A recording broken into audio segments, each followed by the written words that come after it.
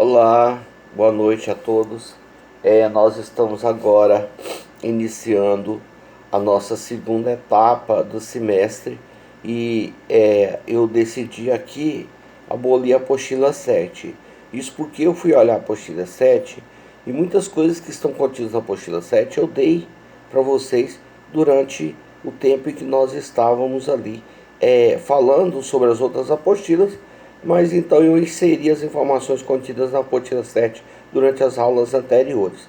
Por isso, a minha decisão de deixá-la de fora desse nosso momento de aprendizado. Então nós vamos conversar hoje. Desculpa aí. Nós vamos começar hoje a partir da apostila 8. E a apostila 8 fala sobre a nota promissória. E ao contrário da letra de câmbio, que é uma ordem de pagamento, a nota promissória é uma promessa. Como eu faço para separar quando é ordem e quando é promessa, professor? A ordem de pagamento envolve três pessoas. A promessa envolve apenas duas. Então, enquanto na letra de câmbio existe sacador, sacado e tomador ou beneficiário, na nota promissória existe tão somente o sacador e o tomador. Não existe um sacado, que é um terceiro que recebe ordem, né? Então, na nota promissória não existe isso. É importante lembrar que a nota promissória é um título mais conhecido dos senhores, é um título mais conhecido na população de uma forma geral. E eu explico por quê. Porque a nota promissória você não depende de nenhum tipo de instituição, você não depende de nenhum regramento para fazer, de uma instituição para emitir o papel, né? Eu vou dar esses dois exemplos aqui para você entender. Na letra de câmbio, por exemplo, envolve três pessoas. No passado ela era usada tão somente para transação, era regulada tão somente para transações internacionais. Isso acabou implicando no desconhecimento da população geral sobre letra de câmbio. Pouca gente tem contato com a letra de câmbio na vida real. O cheque depende de autorização do Banco Central. Você sabe, se você tiver com o nome sujo, né, com o nome no Serasa, com o nome no CF, né, CEF, né, Cadastro de Emitente, como é que é? CES, não, CCF, né, Cadastro de Emitente de Cheque Sem Fundo, né? Então, se você tiver com o seu nome nesses lugares, tiver com restrição, você não consegue ter talão de cheque. Aliás, né, gente, com a invenção dos cartões magnéticos, cartões de débito, os cheques passaram a ter um papel mais secundário na vida da população em geral, passou a ser mais tão somente um título para transação comercial, né? Ainda existe bastante, mas está ligado mais às transações comerciais, pagamento a prazo, né? Para cheque à vista, caiu muito em desuso, porque é mais fácil você pagar com cartão de débito. Está aí surgindo um novo aplicativo no banco, né? Eu não baixei ele no meu, mas algumas vezes já vi lá oferecendo esse aplicativo, e parece que é um meio de fazer pagamento direto pelo celular, né? Não sei se eu vou querer isso não, mas a gente acaba tendo sempre que adequar, né, a essas inovações. Mais cedo ou mais tarde a gente também acaba tendo que se adequar, submeter a elas. Então tá, então a nota promissória é uma promessa. Na nota promissória tem apenas duas pessoas, né? Pode ter três, que pode ser uma lista, né? Mas por regra apenas duas pessoas, que é o sacador e o tomador, né? Ao contrário da letra de câmbio, que precisa de três pessoas dentro do contexto figurativo. No Brasil, como eu disse para vocês, e cuidado com a leitura, porque essa leitura da apostila já levou muita gente à confusão. Porque lá diz assim, a nota promissória, no item 2, diz assim, a nota promissória surgiu ao mesmo tempo em que a letra de câmbio passou a ser utilizada em transações comerciais, ou seja, nos fins da Idade Média.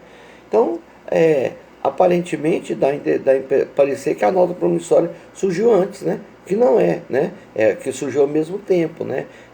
Não, a nota promissória, na verdade, ela era o recibo da letra de câmbio. Porque a pessoa botava o dinheiro lá, entregava o dinheiro, ele precisava de uma ordem, de um comprovante, né? Lembra que nós estamos falando de Idade Média. Então, o que dava, o que comprovava que o dinheiro estava na conta, era um documento que era firmado entre o sacador e o sacado. Né? Um documento particular entre os dois, não a letra de câmbio. Quer dizer, se eu levava o dinheiro para botar no banco, eu queria uma confirmação de que esse dinheiro estava lá. Então, alguém lá do banco me dava uma promessa de me pagar. Eu dava o dinheiro para ele me dava uma promessa de me pagar no futuro, que era quitada com a letra de câmbio. Olha, se você me dá uma promessa para mim, que se eu vou lá no seu banco, boto que 50 mil reais lá, e você me dá uma promessa que vai pagar esse valor para mim futuramente, e eu saio com aquilo ali na mão, depois eu dou uma letra, faço uma letra de câmbio mandando alguém receber esse dinheiro com você, então a partir do momento da quitação da letra de câmbio, aquele documento perdeu o sentido. Então era basicamente o comprovante do depósito, né? Então essa ideia, que era também chamado de quirógrafo, né?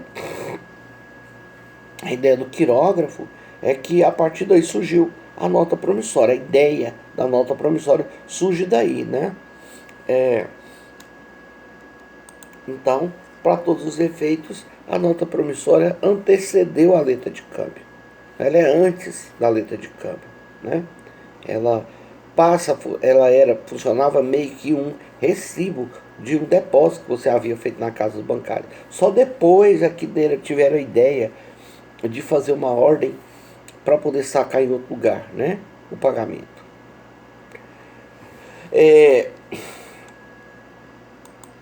Nosso Código Comercial não criou uma nota promissória, né?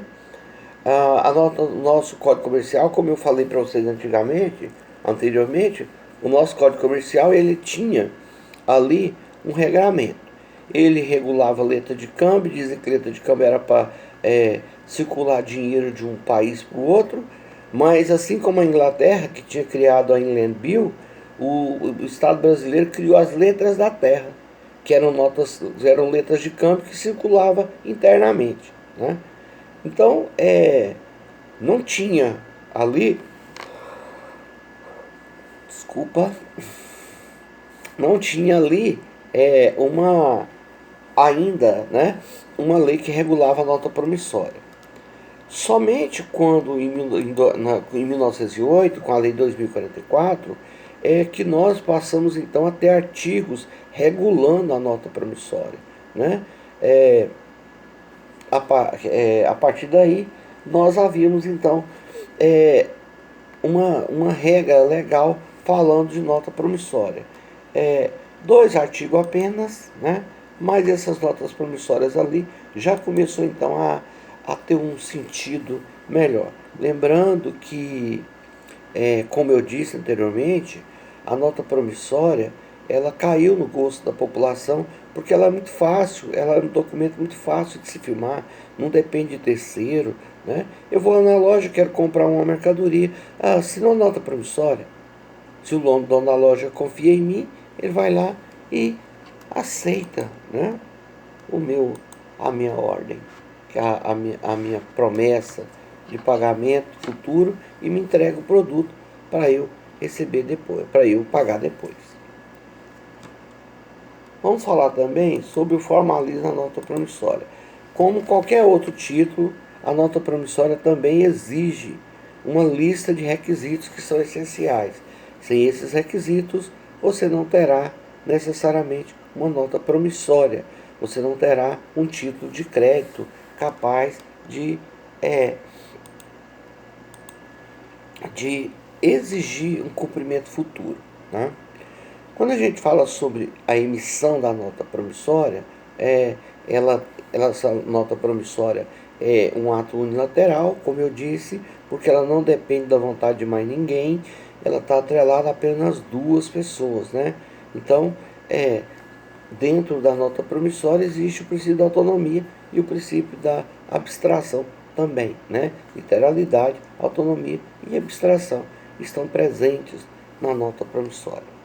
No próximo bloco, vou falar com vocês sobre os requisitos que são essenciais na nota promissória.